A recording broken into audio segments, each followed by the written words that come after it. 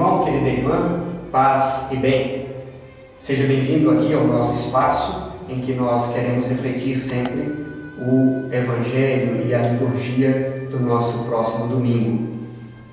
O domingo que vem, dia 27 de maio, é um domingo muito especial para nós. Celebramos a solenidade de Pentecostes, a vinda do Espírito Santo de Deus sobre a humanidade inteira. A experiência de Pentecostes é uma das experiências mais fortes da humanidade com relação a Deus. Nós, seres humanos, toda vez que nos defrontamos com realidades muito maiores do que nós temos muita dificuldade de achar palavras para expressar essa experiência que nós fazemos. Do mesmo jeito, então, agora é a nossa realidade com Pentecostes. Como é que nós vamos traduzir em palavras essa nossa grande experiência de fé, de nos sentirmos banhados pela luz maravilhosa do Espírito de Deus? Olha, os cristãos, desde a primitiva aliança, escolheram algumas metáforas, algumas comparações. Por exemplo, nós temos na liturgia de hoje duas delas, a ventania e o fogo.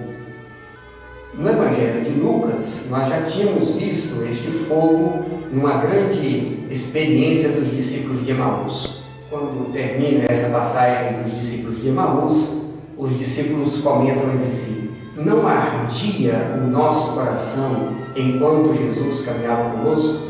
Ou seja, essa ardência do coração é a manifestação desse fogo de Deus que nos queima e que nos acolhe. As manifestações de Deus na liturgia de hoje nos mostram coisas muito interessantes.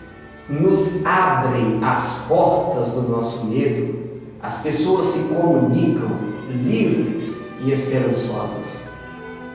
Cada um manifestando o seu próprio dom, como nos indica São Paulo na segunda leitura, em vista do bem comum da comunidade. No Evangelho, eu gostaria de destacar com você a frase que Jesus diz durante a sua aparição no meio dos discípulos. Ele, estando as portas fechadas, ele no meio dos discípulos diz: a paz esteja com vocês.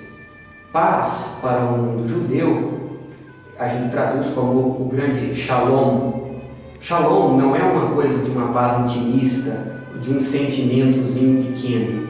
Shalom indica sempre a plenitude de Deus em meio às pessoas. Aquilo que estava fragmentado como o coração dos discípulos, agora está plenificado mediante a presença de Jesus no meio deles. Que o vosso coração esteja pleno de esperança e que os seus olhos voltem a brilhar. O Espírito nós temos costume de chamar de Paráclito.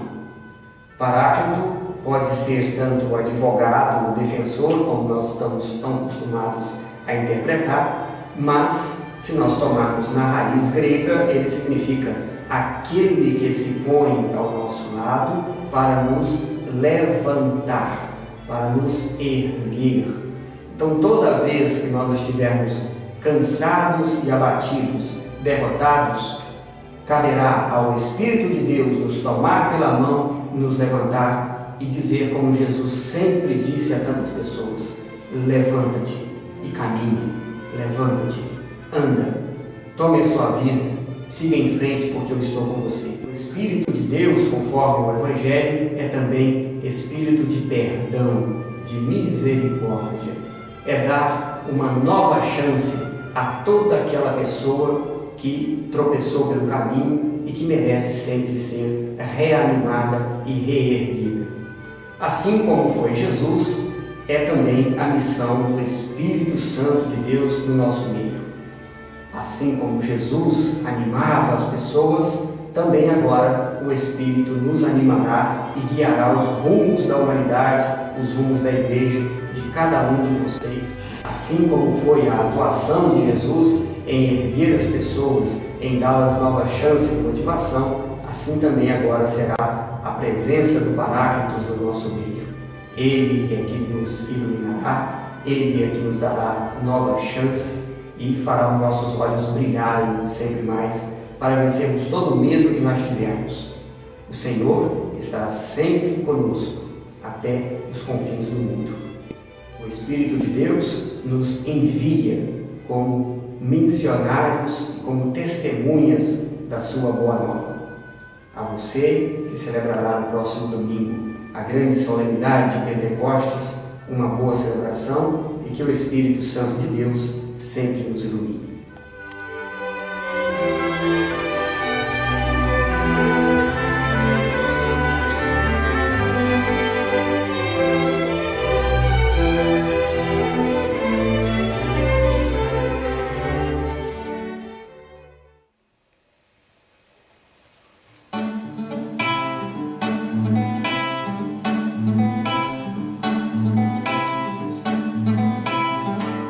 Perseveravam todos unidos em oração,